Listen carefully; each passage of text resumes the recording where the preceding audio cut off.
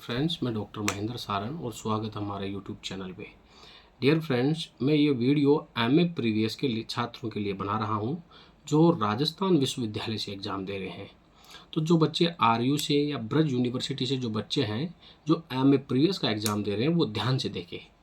3 paper हो चुके हैं, उनका फर्स्ट, सेकेंड और थर्ड है। अब उनका लास्ट पेपर है 11 तारीख को, यानी कि 11 मई को, और फोर्थ पेपर है। अब फोर्थ पेपर मैं पहले बता दूं, ये पेपर वो पेपर है जो तुम्हारे लिए नंबरों की मूसलाधार बारिश लाएगा। वो कैसे? उसके लिए आप मेरे साथ जुड़े और इस वीडियो को पूरी तरह देखें। तो पहले हम डिस्कस करते हैं इसके सिलेबस के बारे में। तो देखो, इसका जो सिलेबस है, इसके सिलेबस में हमारे पास में 2 राइटर हैं सेक्शन ए में। एक है जीएम हॉपकिंस और एक है रॉबर्ट ब्राउनिंग। प्यारे बच्चों, रॉबर्ट ब्राउनिंग की जो कविताएं हैं वो ड्रामेटिक मोनोलॉग में लिखी गई है, जिसमें एक कहने वाला कहता है, सुनने वाला सुनता है, जिसमें एंड्रिया डेल सार्टो है, जिसमें एंड्रिया एक पेंटर रहता है और किस प्रकार वो लुक्रेजिया के प्यार में पागल रहता है उसके बारे में है इसमें। और एक है इसमें प्रोफेरिया लवर, जिसमें प्रोफेरिया लवर अपने प्रेमिका से इतना प्रेम करता है, वो गरीब है, वो अमीर है। जब वो उससे मिलने आती है तो उसके बालों के लटों से उसका गला घोट के वो उसे मार देता है और फिर उसके शव से बात करता है।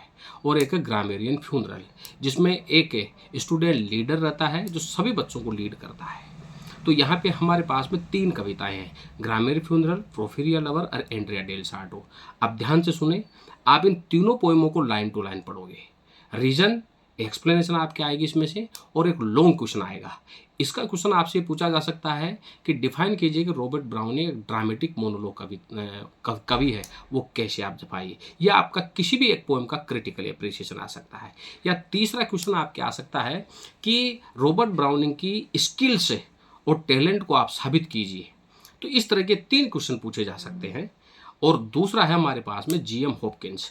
हॉपकिंस जो है वो एक ऐसा कवि है जो अधिकतर पेस्ट्रोलिक कविताएं लिखता है, नेचर कविताएं और सोशलिज्म पे बेस्ड कविताएं लिखता है, जिसकी कविताओं में रिलीजियस यानी कि धर्म की विचारधारा होती है। चाहे वो पेड ब्यूटी हो, चाहे वो कैरियन कंफर्ट हो, चाहे वह मार्गरेट जो लड़की है उसकी स्प्रिंग एंड फॉल ये कविताएं हों। छोटी कविताएं हैं जीएम हॉपकिंस की। रॉबर्ट ब्राउनिंग की थोड़ी लंबी है, लेकिन जीएम हॉपकिंस की छोटी कविताएं हैं। मैं चाहता हूं कि आप इन कविताओं को ऑनलाइन डाउनलोड करें और ऑनलाइन डाउनलोड करके लाइन टू लाइन पढ़ें। इसका प्रभाव आपके लॉन्ग क्वेश्चन में भी पड़ेगा, क्योंकि अगर आपने लॉन्ग क्वेश्चन में जब इनकी ब्यूटी, इमेजनरी स्किल्स, स्ट्रक्चर जब आप इनको बताओगे और उस बताने के दौरान जब आप ये पोएम की लाइनें लिखोगे तो बहुत बढ़िया आंसर जाएगा आपका। ठीक है, अब बात करते हैं सेक्शन बी की। सेक्शन बी में आपके पास में 3 राइटर हैं। मैथ्यू अर्नोल्ड है, द स्टडी ऑफ पोइट्री और पोस्ट स्क्रिप्ट है इसमें। और तीसरा है तुम्हारे the being of earnest, Oscar Wilde का। तो मैं चाहता हूं कि आप इसमें मैथ्यू अर्नोल्ड के द स्टडी ऑफ पोइट्री पढ़ें। द स्टडी ऑफ पोइट्री एक प्रोज क्रिएशन है।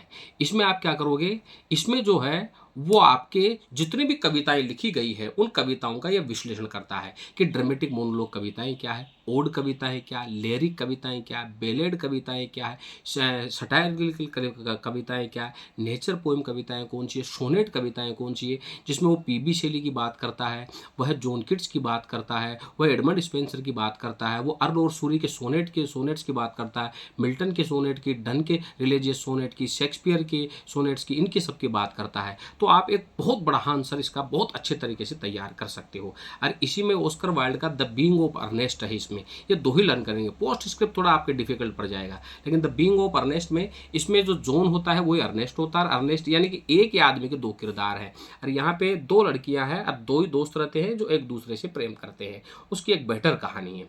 तीसरा सी जो सेक्शन है वो पूरा नॉवेल्स का है।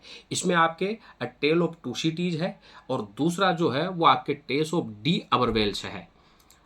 टेस ऑफ डी अबरवेल्स की इसमें कहानी है। तो 3 इसमें आपके नोवेल है, और इसमें प्राइड एंड प्रेजुडाइस भी है आपकी। लेकिन अगर आप प्राइड एंड प्रेजुडाइस में, हालांकि कैरेक्टर काफ़ी है, लेकिन आप इसे लर्न कर सकते हैं, लेकिन मैं चाहूँगा कि आप इसमें tale of two cities learn करें, क्योंकि इसमें इंग्लैंड के और फ्रांस की घटनाओं की कहानी है। इसमें चार्ल्स डार्ने है, डिफार्ज है, लूसी है, और क्या नाम है, बारसद है इसमें। और इसमें लूसी नाम की जो कैरेक्टर वो इसकी हीरोइन है, जिससे जो सिडनी कार्टर उससे प्रेम करता है, लेकिन वो शादी चार्ल्स डार्ने से करती है। यानी कि इसमें रोमांस है, लव है, ट्रेजेडी है और मेटरलिज्म और फेमिलिज्म की कहानी है। बहुत अच्छी कहानी जो इंग्लैंड और फ्रांस में 2 जगह पे फिल्माई गई है। और इसी में टेस ऑफ डी अबरवेल्स है।